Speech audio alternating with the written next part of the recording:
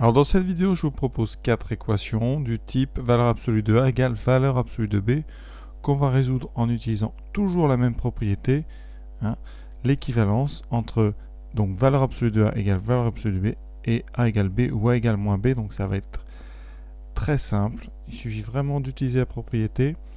Donc 4 exercices, je vous propose, toutes du même type. A tout de suite. Alors la première, donc de valeur absolue, on va donc utiliser notre propriété qui nous dit que valeur absolue de x plus 3 égale valeur absolue de x plus 5, ça équivaut tout simplement soit à l'égalité entre x plus 3 et x plus 5, ou à l'égalité entre x plus 3 et l'opposé de x plus 5, c'est-à-dire moins x moins 5. Ou tout simplement moins x plus 5, voilà, qu'on transforme très vite en moins x moins 5. Donc là, je résous chacune de ces deux équations séparément. La première me mène à 3 égale 5, puisqu'on enlève des deux côtés x. La deuxième vous amène à donc x plus 3 égale moins x moins 5. Donc, 3 égale 5, c'est impossible. Donc là, c'est pas la peine. On n'aurait pas de solution apportée par cette équation. Il vous reste donc la deuxième, x plus 3 égale moins x moins 5. On isole x à gauche, donc on a 2x qui va être égal à moins 5, moins 3, donc moins 8. Et tout simplement, c'est équivalent à x égale moins 4. Alors, c'est pas à peine de vérifier puisqu'on procède par équivalence. Donc là, tout de suite, vous pouvez conclure s égale moins 4. Donc, vous voyez, ça va très très vite. Alors, ce qui peut rallonger, vous verrez, c'est dans les questions 3 ou 4, quand on a des second degrés ou plus, ou des fonctions plus compliquées, des expressions plus compliquées à l'intérieur des valeurs absolues. Mais pour la question 2, vous allez voir, c'est exactement le même principe. Donc 4x moins 5 en valeur absolue est égal à la valeur absolue de 6x plus 2. Donc c'est équivalent à 4 moins x égale 6x plus 2, c'est-à-dire l'égalité, ou 4 moins x égale moins 6x plus 2. Voilà. Et on va dans chaque cas résoudre cette équation en isolant x. Donc la première nous donne moins 7x égale 2 moins 4, donc égale moins 2. Ou, là je vais aller tranquillement, 4 moins x égale moins 6x moins 2. Ça nous donne donc x égale moins 2 sur moins 7. Donc 2 sur 7. Ou ici, donc moins x plus 5. Non, pardon, moins x plus 6x, donc 5x, est égal à moins 2 moins 4 égale à moins 6. Et donc, on a fini, x égale soit 2 septièmes, ou x égale moins 6 cinquièmes. Et comme on procède, je répète, par équivalence, on peut conclure, les solutions, c'est 2 septièmes et moins 6 cinquièmes. Comme d'habitude, on n'est pas obligé de mettre dans l'ordre, puisqu'on fait la liste des solutions, et on a raisonné par équivalence, donc pas la peine de vérifier. Et voilà, maintenant on peut passer aux 3 et 4 qui sont un petit peu plus compliqués puisqu'on aura du second degré, donc certainement du discriminant en vue. Donc il est à remarquer que ce genre d'exercice est très simple, il suffit vraiment, c'est mécanique, d'appliquer la propriété. Donc on est un petit peu loin finalement du sens des valeurs absolues, c'est vraiment mécanique, donc un tout petit peu d'entraînement et tout le monde y arrive. Donc ici on aura x plus 2 qui est soit égal à 2 plus 3x carré, ou x carré plus 1 qui vaut l'opposé, c'est-à-dire moins 2 moins 3x2. Voilà. Et là, je fais... Là, on va arriver sur du second degré, donc bon, ici, c'est du second degré, mais il n'y a pas de terme en x. Donc c'est assez simple. On peut résoudre ça sans discriminant, donc on va essayer quand même. Ça nous donne donc moins 2x carré est égal à 1. Quand il n'y a pas de x, on met les carrés d'un côté, les 1 de l'autre. Et ici, vous aurez donc 4x2 égale moins 3. Ici, on a x2 plus 3x2, donc 4x2 égale moins 2 moins 1, donc moins 3. Tandis que là, on avait x2 moins 3x carré, donc moins 2x carré est égal à 2 moins 1 est égal à 1.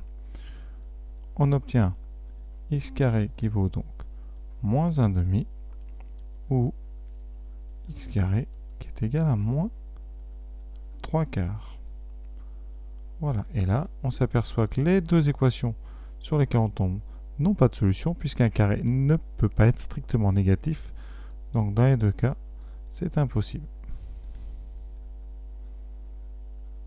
Et donc là, S égale ensemble vide. Vous ne mettez pas d'accolade, on met juste le symbole ensemble vide.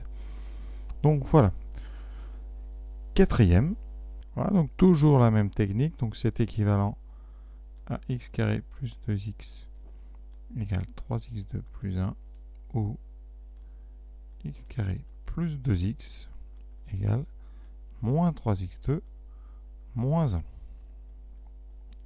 Voilà, on a des équations du second degré en x2. Il y a des termes en x, donc là on met tout à gauche. Donc dans la première on aura moins 2x2 plus 2x moins 1 égale 0. Et pour la deuxième, donc 1 plus 3x2, donc 4x2 plus 2x plus 1 égale 0. Voilà, à vous de vérifier qu'on arrive bien sur ça. Et là, on n'a pas trop le choix. On est obligé, dans chaque cas, de faire un discriminant. Donc le premier, delta, alors je vais quand même indiquer à chaque fois les valeurs. A égale moins 2, B égale 2, C égale moins 1. On obtient donc B carré, donc 4, moins 4AC, 4 fois moins 2 fois moins 1, qui nous donne donc 4 moins 8 égale donc moins 4. Voilà, cela signifie, tout simplement, comme le discriminant est négatif, eh bien que cette équation n'a pas de solution. Et on va étudier la deuxième, donc avec A égale 4, B égale 2, et C égale 1, et on calcule donc le discriminant B carré, donc 4 moins 4 fois A fois C. On obtient donc 4 moins 16 moins 12. C'est négatif, donc ici, encore une fois, pas de solution. On peut vérifier ça à la calculatrice, donc je vous propose de le faire avec la TI-83 Premium.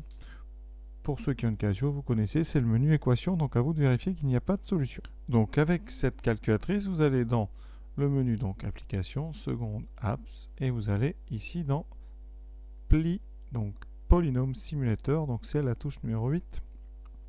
Et on va dans racine d'un polynôme. Voilà. Là, on a un polynôme de degré 2. Donc, entrée. Donc, suivant, c'est la touche ici. Voilà. Et on entre donc ici notre polynôme moins 2, 2, moins 1. Donc, moins 2. Ensuite, plus 2. Moins 1. Et 1. Voilà. Donc, moins 2x2 plus 2x moins 2.